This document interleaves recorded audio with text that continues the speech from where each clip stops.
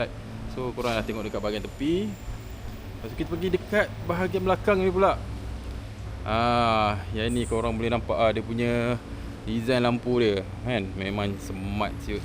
Okay, lepas tu ada chrome kat sini. Okay, apa lagi kita nak cerita? Okay, kereta ni datang dengan power boot, power door macam biasalah. Lepas tu kita tengok dekat bahagian dalam ni pula. Hari ni kita nak explain lebih-lebih sikit pasal kereta ni. So guys, korang boleh tengok dekat bahagian dalam kereta ni. Alright, memang cun, condition tip top.